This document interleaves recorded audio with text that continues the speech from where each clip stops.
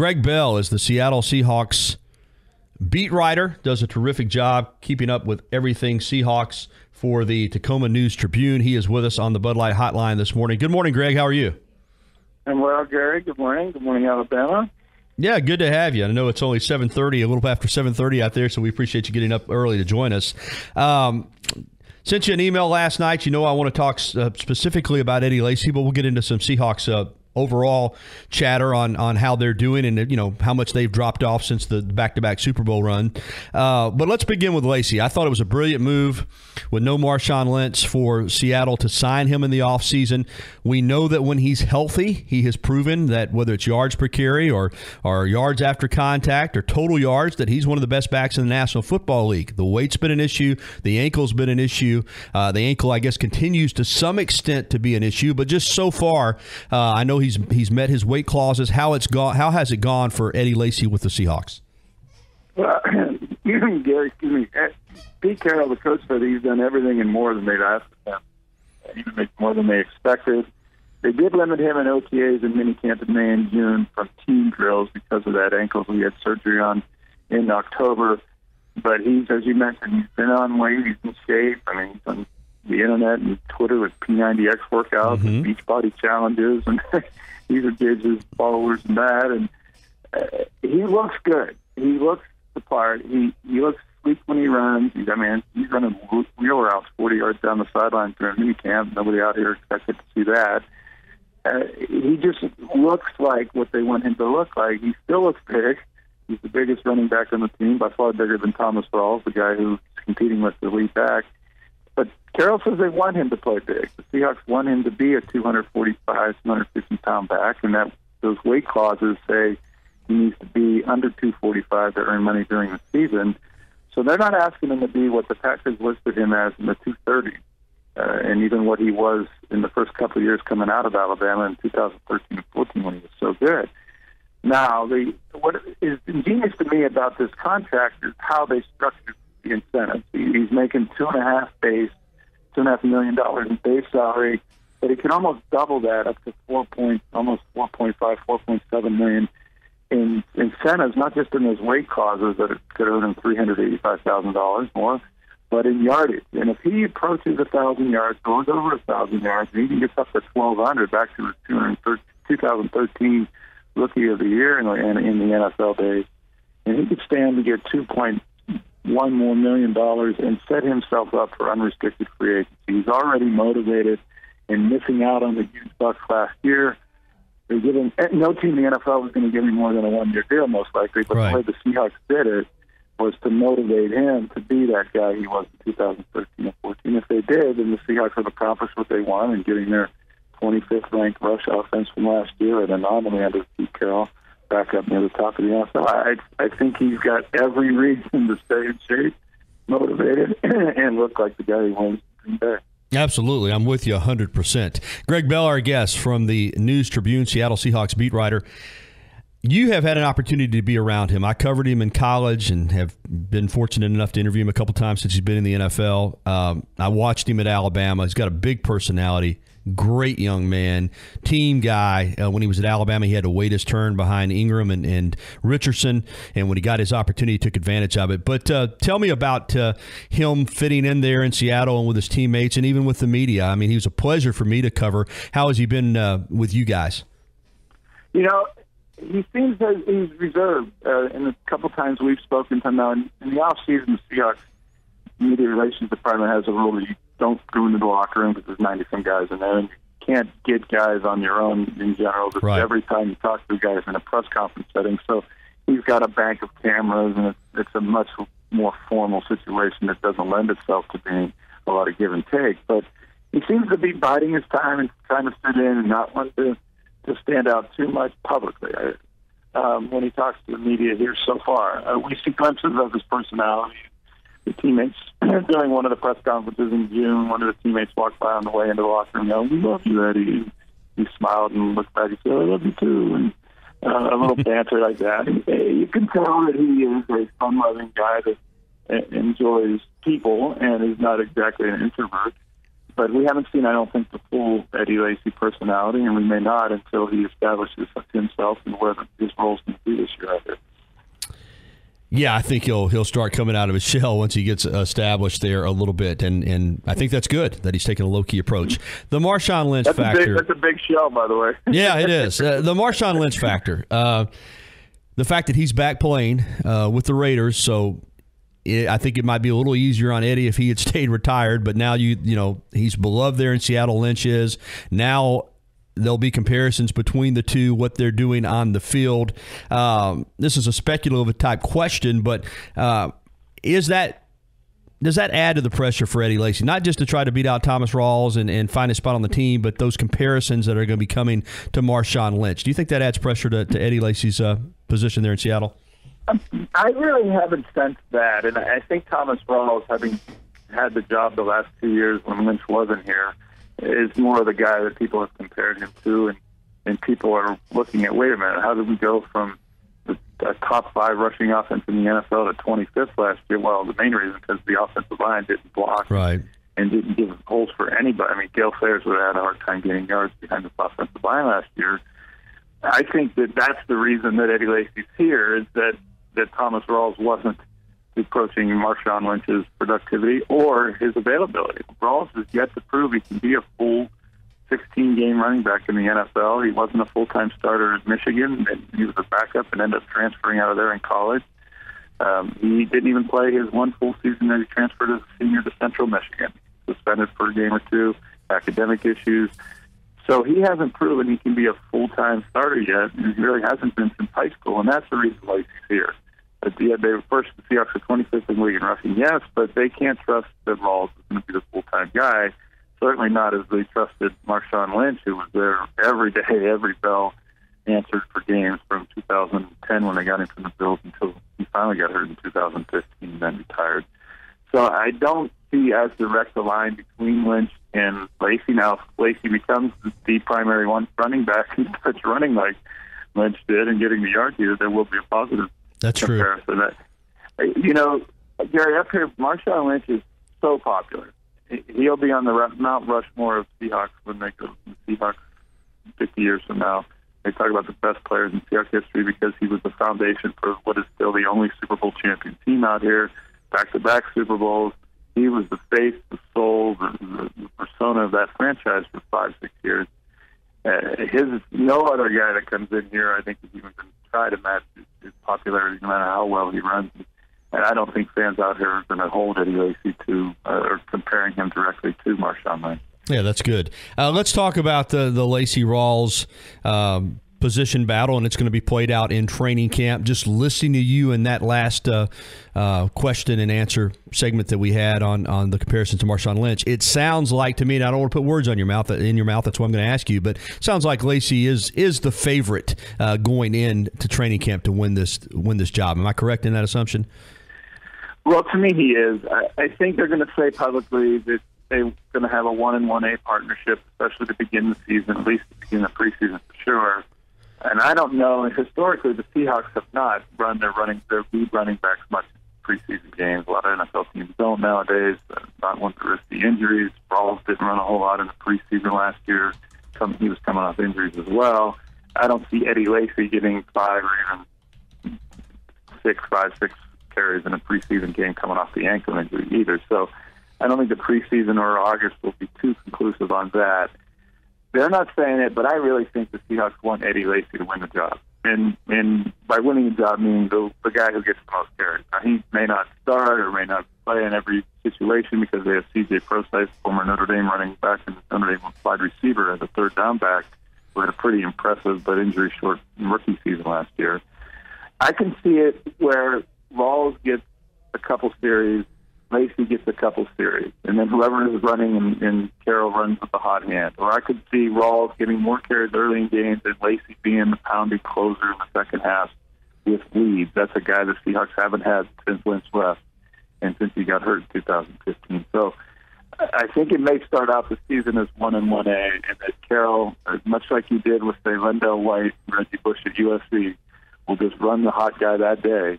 And that won't make either guy happy if they're splitting that time, but I think Carroll's going to try to arrange it that the guy who's performing and getting the yardage on Sundays is the guy who eventually gets the job, but to start it's probably going to be a 1-on-1A type arrangement.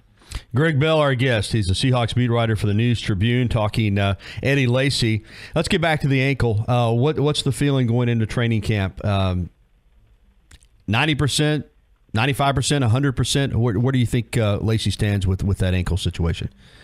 If I had to guess, he's probably in the 85% range, just because he hasn't fully tested it in scrimmaging. They haven't been in pads or any contact whatsoever. The Seahawks don't tackle during training camp. Very few teams in the NFL do nowadays. So though they will be in full pads starting next week, there still won't be a tackling. They're certainly not going to let anyone get anywhere near below the knees on Eddie Lacy during practices. They have hinted that they expect Lacy to be full go starting on Sunday when the first training camp practice begins. But it wouldn't surprise me if he's still not doing team drills. I haven't conclusively asked him, I've gotten a chance to ask him if they still have screws in place in, but I assume when they did the surgery that they did put screws in place in the ankle and that they would not have taken it out so soon. So I'm assuming he still has the metal in his ankle. So it's not going to be a full go from the very first day type of thing that the Seahawks put him through. They're going to ease him in, and as I said, get very few carries. People in Alabama are going to be wondering, what's happening out in Seattle? Why isn't Lacy running more in the preseason? Well, even if he was fully healthy, Carroll doesn't like to run his first string running backs full go in the preseason, so he's likely to only get a couple carries a game at most. Yeah, we're certainly going to be watching closely down here in Alabama. I want to ask you, you mentioned the popularity of Marshawn Lynch. There's been some great backs with the Seahawks. Kurt Warner, Chris Warren, Ricky Waters. The all-time leading rusher, though, for Seattle, still by quite a sizable margin. Nearly 3,000 yards is the former Alabama Crimson Tider, Sean Alexander, who's kept a pretty big presence there in Seattle. What's his relationship continue to be with that city? I know he's really popular as a player. He seems to be still very popular today. He's very active in the community and in serving underprivileged people, and had a place in the Belltown section of Seattle that is deeply gentrified and transformed. But at the time that he played, and I covered him in the early 2000s, it was a very run-down part of town, and he went in there and would serve dinners and holidays and an outreach type of guy. He keeps a very low profile. Even when I was covering him in the early 2000s, and he was the NFL MVP, he got a $62 million contract extension after the Seahawks Super Bowl win. He still kept somewhat of a low profile for as big a star as he was. And he never fully was a super-duper star on that team because they had much more outgoing, not that Sean Alexander's an inward guy, but they had Matt Hasselbeck. They had guys on their defense. And Marcus Trufant was a local guy at cornerback on that team. So he was among many other stars. Bobby Ingram was a spokesman and wide receiver from Penn State on those teams. So he wasn't ever that total guy. I mean, he certainly was on the field. Mike Holmgren used Alexander that way. But he had a kind of an interesting relationship with the public out here, Gary. So a lot of people criticized him early in his career for running out of bounds too much. You probably heard all of those kind of criticisms. And then when the teams got good and he had offensive lines that some of the best offensive lines in franchise history in front of him, he produced. He had 200-yard games, and the rest was history for him. He will always be fondly remembered because and loved because he was the guy that got him their first Super Bowl. Not their win, but the first time the Seahawks made the Super Bowl in 2005 season, and that Super Bowl loss in Detroit to Pittsburgh. It was Alexander that took him there. And win the NFL MVP, as I said, and got the contract extension for it. So in the end, although it was a rocky start, in the end, hugely popular and remains so in Seattle. Well said. Let's get to the Seahawks overall. And you mentioned the offensive line issues last year, which were numerous. Just 3 years ago, this was a dominant team in the NFL, won a Super Bowl the very next year, probably should have won the Super Bowl against the Patriots. And now last year, a good team, but not a great team. The offensive line issues, defensively good, but maybe not what they had been. Where is this team going into 2017? And are there enough parts there to get them back to that Super Bowl level, do you think? Well, it will depend on that offensive line because it torpedoed last season. is even the Super Bowl years, the Seahawks won despite their offensive line. And what happened was Russell Wilson masked a lot of the O-line's issues because he ran away from trouble. And right. I keep tick marks of times that a normal quarterback would have been sacked at Seahawks games. And sometimes it's 15, 16, 18 times that Wilson should have been sacked. He was scared, made guys miss, turned something nothing, got the ball away. And that happened during the Super Bowl years. And what happened last year was Wilson got hurt in the third quarter of the very first game, sprained a high ankle sprain, and then he played through that, and then 2 weeks later he had a sprained MCL in his knee that the doctor said he should have shut it down for 4 weeks, and he kept playing through that. So 2 of the first 3 games, he has huge injuries that affected him in the rest of the season, so he couldn't get away from that pass rush anymore. And because the running game wasn't working, our defense is just stacked up on the pass rush and made Russell Wilson a sitting target to get sacked. So he didn't match the offensive line this year with his ability to scramble and escape last year, and then everyone in the country saw how bad the line was. Now, since then, they brought Luke Joeckel in from Jacksonville, the former number 2 overall pick with the Jaguars. He was supposed to be a franchise left tackle and then failed out in Jacksonville and was a left guard to start last year before he had a knee injury in October and never played again for the Jaguars. They got him on a 1-year contract for $8 million, which suggests he's going to be the left tackle. Yet they had him at left guard during the offseason and actually has said, both the general manager and the coach out here, John Schneider and Pete Carroll, said that they like Joeckel out of left guard at Jacksonville more than they did at left tackle. So the Seahawks are entering this season with how they ended last year, a college basketball, undrafted free agent college basketball player as their left tackle, George Fant, a second-year man who did not play football at any level from 8th grade until last year, is a guy that they are going to have be the backside protector for their $88 million quarterback again. That tells you all you need. That tells you all you need to know, Gary, about the state of the offensive line and how rapidly it needs to improve. You know, though, Greg, I've always said we've seen it mainly with tight ends, but maybe with tackles too. We've seen these guys that play basketball. You know they're athletic. They're long-armed. A lot of them have transitioned well to football, and I know Russell Wilson is hoping that's the case with this guy because you're right, that's a little scary, it sounds like, but they're great athletes, and they usually seem to transition to football pretty well. Oh, I hope so for him. Yeah, his Russell Wilson's life's there. I hope so, too. He gained 25 pounds in the offseason to 320. He still looks like a basketball player. He does have the quickness and the foot speed and the ranginess that the basketball player power forwards have, but he's just so raw. They were telling him how to line up, and he's learning how to get in a 3-point stance this time last year. Lord. And he ended up starting by November and finished the season as a starting left tackle. Pete Carroll keeps talking about how exponentially he's going to grow and learn. Well, he has to, because he's he was the least experienced offensive lineman in the NFL last year, and he was starting at left tackle. They weren't hiding him. And if the way the training camp's going to begin, if the regular season starts the way training camp begins on Sunday, it'll be George Fant again as the left tackle. And every defense from here to Rome is going to line up on Fant's side and blitz him and target him, and that's going to be an issue the Seahawks are going to have to figure out.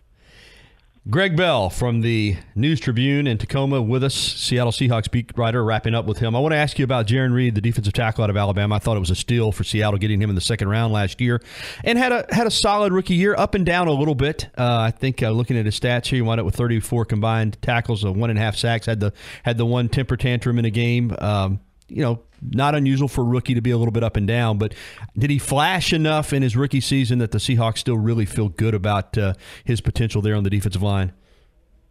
They do, and some of those numbers that you mentioned in the down years, the fact that the Seahawks really go through defensive linemen. Yes. They'll play 8 in the first quarter of games, and sometimes they bring in a hockey line change with 4 new guys in a given series.